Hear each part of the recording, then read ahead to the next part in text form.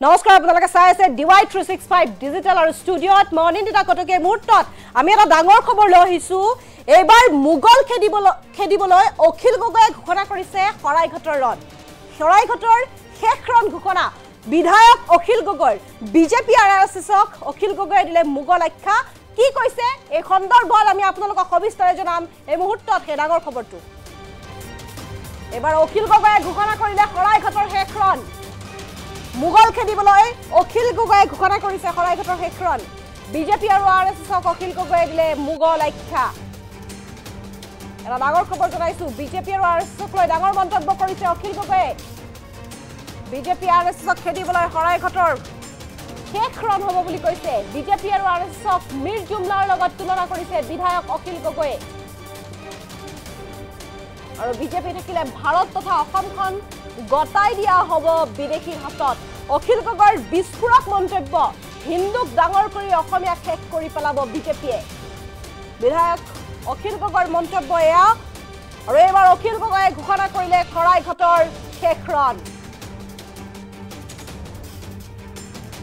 BJP আৰু আৰএছএছক অখিল গগৈয়ে দিলে মুগল আখ্যা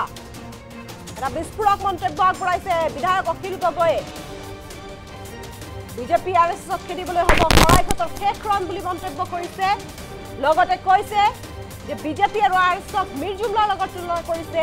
বিধায়ক অখিল গগৈয়ে বিজেপি থাকিলে ভাৰত তথা অসমখন গতাই দিয়া হ'ব বিদেশীৰ হাতত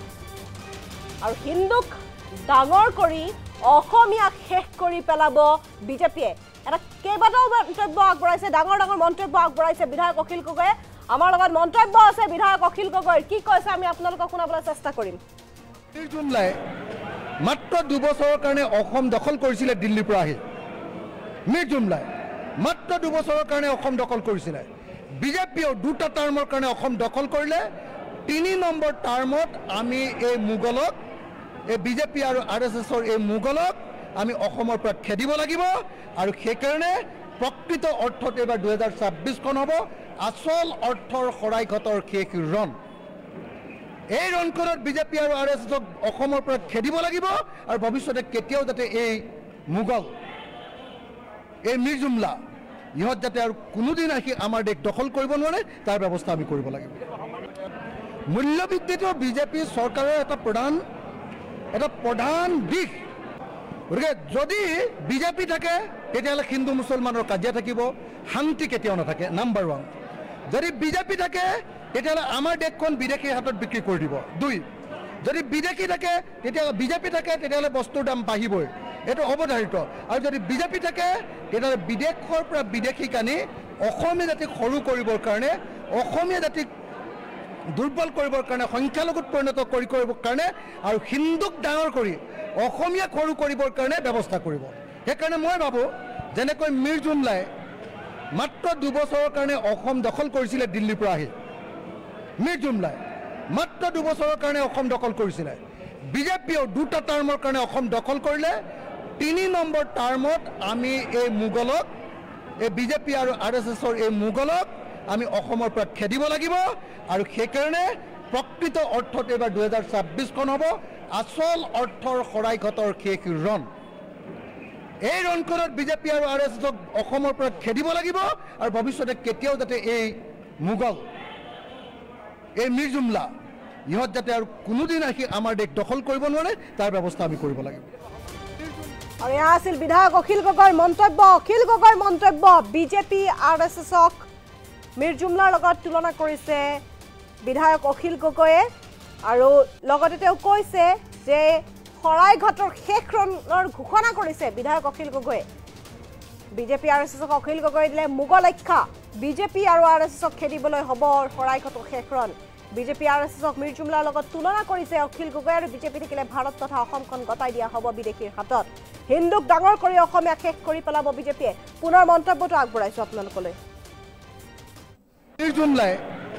মাত্ৰ 2 বছৰৰ কাৰণে অসম দখল কৰিছিলে দিল্লীৰ পৰা আহি মিৰ জুমলাই মাত্ৰ 2 বছৰৰ কাৰণে অসম দখল কৰিছিলে বিজেপিও দুটা টাৰ্মৰ কাৰণে অসম দখল কৰিলে 3 নম্বৰ টাৰ্মত আমি এই মুগলক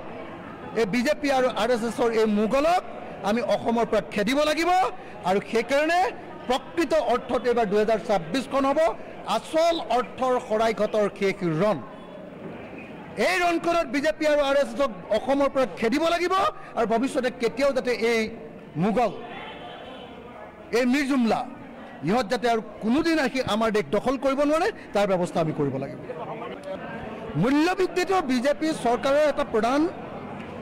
প্ৰধান দিশ গতিকে যদি বিজেপি থাকে তেতিয়াহ'লে হিন্দু মুছলমানৰ কাজিয়া থাকিব শান্তি কেতিয়াও নাথাকে নাম্বাৰ ওৱান যদি বিজেপি থাকে তেতিয়াহ'লে আমাৰ দেশখন বিদেশীৰ হাতত বিক্ৰী কৰি দিব দুই যদি বিদেশী থাকে বিজেপি থাকে তেতিয়াহ'লে বস্তুৰ দাম বাঢ়িবই এইটো অৱধাৰিত আৰু যদি বিজেপি থাকে তেতিয়াহ'লে বিদেশৰ পৰা বিদেশীক আনি অসমীয়া জাতিক সৰু কৰিবৰ কাৰণে অসমীয়া জাতিক দুৰ্বল কৰিবৰ কাৰণে সংখ্যালঘুত পৰিণত কৰিবৰ কাৰণে আৰু হিন্দুক ডাঙৰ কৰি অসমীয়াক সৰু কৰিবৰ কাৰণে ব্যৱস্থা কৰিব সেইকাৰণে মই ভাবোঁ যেনেকৈ মিৰ জুমলাই মাত্ৰ 2 বছৰৰ কাৰণে অসম দখল কৰিছিলে দিল্লীৰ পৰা আহি মিৰ জুমলাই মাত্ৰ 2 বছৰৰ কাৰণে অসম দখল কৰিছিলে বিজেপিয়েও 2টা টাৰ্মৰ কাৰণে অসম দখল কৰিলে 3 নম্বৰ টাৰ্মত আমি এই মোগলক এই বিজেপি আৰু আৰ এছ এছৰ এই মোগলক আমি অসমৰ পৰা খেদিব লাগিব আৰু সেইকাৰণে প্ৰকৃত অৰ্থত এইবাৰ 2026খন হ'ব আচল অৰ্থৰ শৰাইঘাটৰ শেষ ৰণ এই ৰণখনত বিজেপি আৰু আৰ এছ এছক অসমৰ পৰা খেদিব লাগিব আৰু ভৱিষ্যতে কেতিয়াও যাতে এই মোগল এই মিৰ জুমলা ইহঁত যাতে আৰু কোনোদিন আহি আমাৰ দেশ দখল কৰিব নোৱাৰে তাৰ ব্যৱস্থা আমি কৰিব লাগিব মিৰ জুমলাই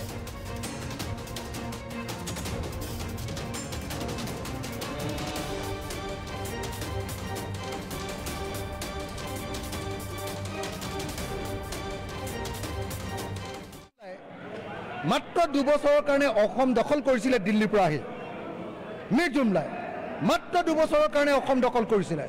বিজেপিয়েও 2টা টাৰ্মৰ কাৰণে অসম দখল কৰিলে 3 নম্বৰ টাৰ্মত আমি এই মোগলক এই বিজেপি আৰু আৰ এছ এছৰ এই মোগলক আমি অসমৰ পৰা খেদিব লাগিব আৰু সেইকাৰণে প্ৰকৃত অৰ্থত এইবাৰ 2026খন হ'ব আচল অৰ্থৰ শৰাইঘাটৰ শেষ ৰণ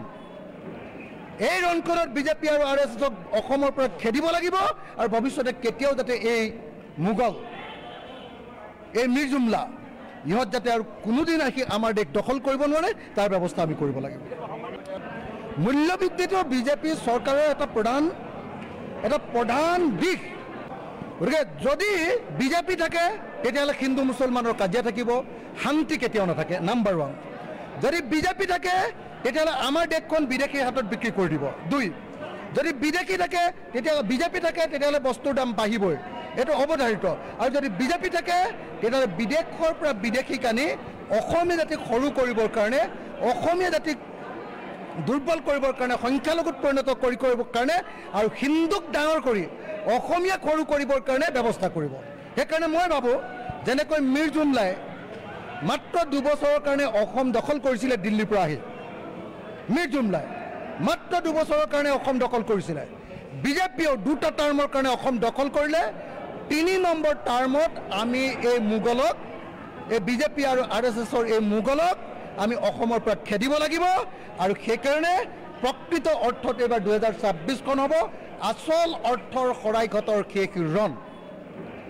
এই ৰণখনত বিজেপি আৰু আৰ এছ এছক অসমৰ পৰা খেদিব লাগিব আৰু ভৱিষ্যতে কেতিয়াও যাতে এই মোগল এই মিৰ জুমলা